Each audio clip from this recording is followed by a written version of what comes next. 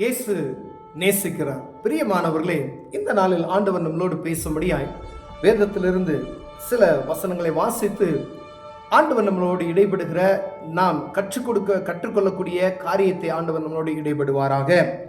அது மத்தேயுவின் புஸ்தகம் 5வது அதிகாரம். ஆண்டவராகிய இயேசு கிறிஸ்து தன்னுடைய திருவாய் மொழியில் அவர் உபதேசித்து சொன்ன வார்த்தைகளை இங்கு எழுதப்பட்டிருக்கிறது. அவர் திரளான ஜனங்களை கண்டு மலையின் மேல் ஏறி அவர் உட்கார்ந்த பொழுது அவருடைய சீசர்களிடத்தில் வந்தார்கள். அப்பொழுது அவர் தமது வாயை திறந்து அவர்களுக்கு உபதேசித்து சொன்னது என்னவென்றார், பாருங்க, சில காரியங்கள் அங்க அவர் சொல்லுகிறதை பார்க்க முடிகிறது. யார் பாக்கியவான்கள் அப்படின்ற காரியத்திற்கு, ஆவியில் எளிமையுள்ளவர்கள் பாக்கியவான்கள், துயரப்படுகிறவர்கள் பாக்கியவான்கள், சாந்த குணமுள்ளவர்கள் பாக்கியவான்கள், நீதியின் மேல் பசிதாகம் உள்ளவர்கள் பாக்கியவான்கள், இரக்கமுள்ளவர்கள் பாக்கியவான்கள், இருதயத்தில் சுத்தமுள்ளவர்கள் பாக்கியவான்கள், சமாதானம் பண்ணுகிறவர்கள் பாக்கியவான்கள், நீதியை நிமித்தம் துன்பப்படுகிறவர்கள் பாக்கியவான்கள், என் நிமித்தம் உங்களை நிந்திக்கிறவர்களை என் நிமித்தம் உங்களை நிந்தித்து துன்பப்படுத்தி பலவித தீமை மொழிகளை உங்கள் பேர் பொய்யாய் சொல்வார்களானால் அவர்கள் பாக்கியவான்களாய் இருப்பீர்கள் என்று சொல்லுகிறார். யார் பாக்கியவான்? அநேக காரியங்கள் நம்ம பாக்கியவான் என்று சொல்லக்கூடிய காரியத்துக்கு அநேக ஒரு நன்மையான காரியங்கள் செய்யணும். அவர் பாக்கியவதி நம்ம சொல்லுவதே இயற்கையாக நம்ம பூமியின் இருக்க எல்லா மனுஷர்கள் பேசுகிற விளக்கமாய் நம்ம பேசுவோமானா அவன் பாக்கியவதியா அப்படின்னு சொல்லுவான். அவன் பாக்கியவானியா என்ன அப்படின்னு சொன்னா அவன் செய்தது தான் அவன் பாக்கியவான். அவங்க பாரு இவ்வளோ இதாக இருக்கான் பாரு, அவங்க அப்பா அம்மா செஞ்சது பாக்கியம் அப்படின்னு சொல்லுவாங்க. ஆனா வேதம் சில காரியங்களை முன்குறித்து இயேசு கிறிஸ்துவே தன்னுடைய வாயை திறந்து ஜனங்களுக்கு திருவாய் மொழியை கூறின வார்த்தை, இவர்கள் எல்லாம் பாக்கியவான்கள் என்று சொல்லப்பட்டு இருக்கிறது. பிரியமானவர்களே, இங்கே சொல்லப்பட்ட இந்த காரியங்கள் நமக்குள் இருக்கிறதா என்று பார்க்கும்படி ஆண்டவர் விரும்புகிறார். ஒவ்வொரு காரியம் பாருங்களேன். ஆவியில் எளிமையுள்ளவர்கள், நம்ம ஆவியில எளிமை இருக்கிறதா? அதாவது எவ்வளவு கோடி பணம் இருந்தாலும் இருதயத்தில் ஆவியில எளிமை இருக்கிறதா? ஒரு சாந்தம், ஒரு அமைதி இருக்கிறதா? இல்லை என் இருதயத்துக்குள்ள ஒரு அகம்பாவம் இருக்கிறதா என்று பார்க்கும்படி ஆண்டவர் விரும்புகிறார். அப்ப ஆவியில் எளிமை உள்ளவர்கள் பாக்கியவான்கள். அதே போல துயரப்படுகிறவர்கள் பாக்கியவான்கள். நீங்க துன்பப்படுறீங்க அப்படி நீங்க நினைக்கிறீங்களா? நீங்க பாக்கியவான்கள் என்று சொல்கிறார். துயரப்படுகிறவர்கள், ஏதோ ஒரு காரியத்தின் நிமித்தமாய் உங்களுக்கு துயரம் உண்டாகிறது, ஆனால் அந்த துயரப்படுகிறது நீங்கள் நல்லது என்பதை நீங்கள் புரிந்து கொள்ளும்படியாய் ஆண்டவர் விரும்புகிறார். பிரியம், அது நீங்க பாக்கியவான்கள் என்று சொல்லப்படுகிறது. சாந்த குணமுள்ளவர்கள் பாக்கியவான்கள்.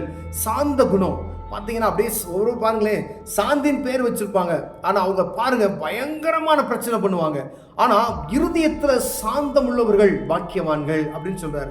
அப்ப அந்த இருதயத்துல ஒரு அமைதல், ஒரு சாந்தம் இருக்கணும்னு சொல்லி ஆண்டவர் விரும்புகிறார். இயேசுவை போல வாழணும். அவரை பார்த்தாவே நமக்கு அந்த சாந்தம் நமக்கு தெரியும். பார்த்தீங்களா?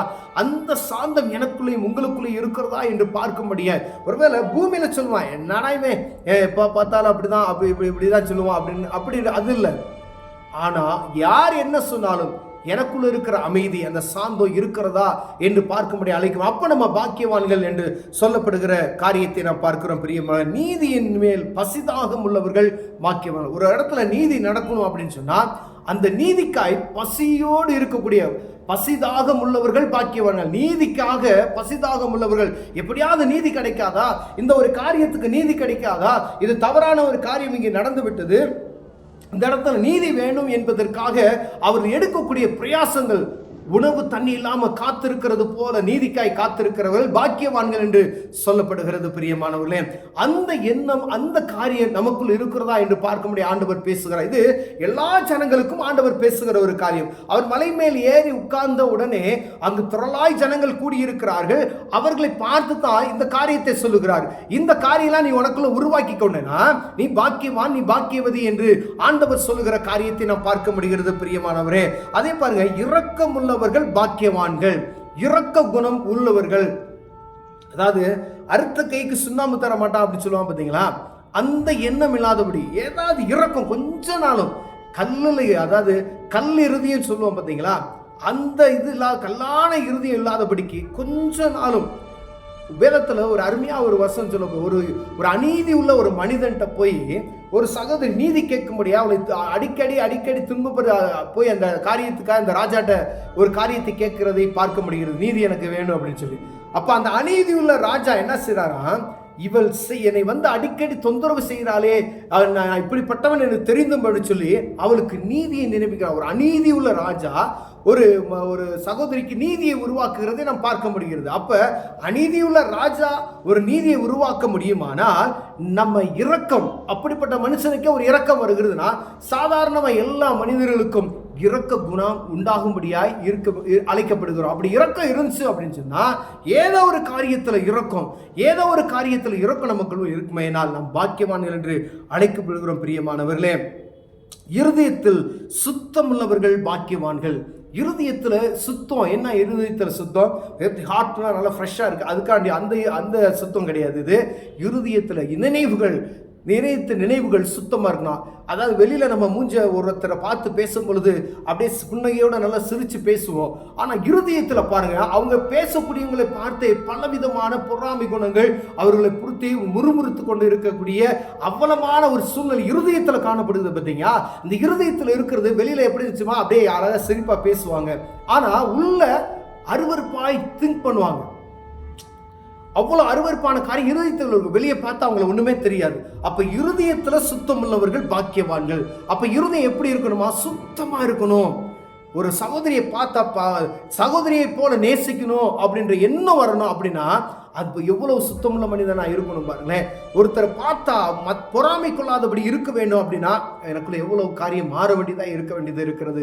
அப்படி இருதயத்தில் சுத்தமுள்ளவர்கள் பாக்கியவான்கள் என்று சொல்லப்படுது. சமாதானம் பண்ணுகிறவர்கள் பாக்கியவான்கள். சமாதானம் பண்ணுகிறவர்கள், அதாவது ஒரு இடத்துல சமாதானத்துக்கு ஏதுவான வழி இருக்குது, சண்டை நடந்துகிட்டு இருக்குன்னா நம்மளால் என்ன செய்ய முடியுமோ அந்த இடத்துல சமாதானத்தை நம்ம உண்டு பண்ணுவோம். ஏனால் நாம் பாக்கியவான்கள். ஒருவேளை சமாதானத்தை கெடுத்து கூட கொஞ்சம் பிரச்சனையை உண்டாக்கணும்னா அங்க பாக்கியவான்கள் நம்ம இருக்க முடியாது. பிரியமானவர்கள், ஒரு இடத்துல சண்டை நடந்துகிட்டு இருக்கு, குடும்பத்துல சண்டை நடந்துகிட்டு இருக்கு, ஏதோ ஒரு சமாதான குறைச்சலான ஒரு இடத்துல நீங்க நிக்கிறீங்க அப்படின்னா அங்க உங்களால என்ன செய்ய முடியும்? சமாதானம் உண்டு பண்ணுவதற்கான வழியை நீங்கள் உருவாக்கி கொள்வீர்கள். ஆனால் உங்கள் நிமித்தம் அங்கு சமாதானம் உண்டாகுமே ஆனால் நீங்க பாக்கியவான்கள் என்று அழைக்கப்படுகிறீர்கள். பிரியமானவர்களே, நீதி நிமித்தம் துன்பப்படுகிறவர்கள், நீதிக்காய் தாங்களை துன்பப்படுத்திக் கொள்கிறவர்கள், அதாவது ஒரு நீதிக்காக தாங்களே துன்பப்படுவாங்க. ஒரு இடத்துல நீதி கிடைக்கும்னா அந்த நீதிக்காக தாம் துன்பப்படுவாங்க. அநேக பிரச்சனை அவர்களுக்குள்ள வரும், அநேக அவச்சொற்கள் அவர்கள் மேல உண்டாகும். பார்த்தீங்களா? அப்படிப்பட்டவர்கள் நீங்கள் பாக்கியவான்கள் என்று வேதம் சொல்லுகிறது. ஏதோ ஒரு தனிப்பட்ட ஒரு மனிதனோ ஏதோ அரசியல் தலைவர்களோ சொல்லல, வானத்தையும் பூமியும் உண்டாக்கின சர்வ வல்லமையுள்ள தேவன் சொல்லுகிறார். அப்படிப்பட்ட மனிதர்கள் நீங்கள் பாக்கியவான்கள் என்று சொல்லுகிறார். பிரியமானவர்களே, என் நிமித்தம் அப்படின்னு சொல்லி ஆண்டவர் சொல்றார். என் நிமித்தம் உங்களை நிந்தித்து துன்பப்படுகிறீங்க பார்த்தீங்களா, அவர்கள் பாக்கியவான்கள் என்று சொல்கிறார். உங்க கிறிஸ்துவின் நிமித்தமாய் பாடுகளின் நிமித்தமாய் எங்க வடமாநிலம் அங்கெல்லாம் பார்த்தீங்கன்னா பிரச்சனை, ஆண்டவருடைய வார்த்தையை சொல்வதற்கு பிரச்சனை.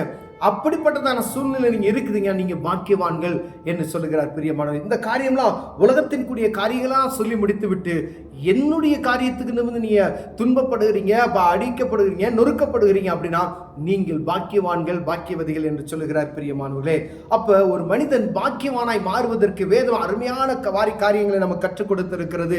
இந்த காரியங்களை எனக்குள்ள உங்களுக்குள் இருக்குமா என்று பார்ப்போமே எனால் நாம் பாக்கியவான்கள் என்று அழைக்கப்படுகிறோம். ஏதோ வாயின் சொற்களாய் இது பாக்கியவதி, நீ பாக்கியவான் என்று சொல்லுவது கிடையாது.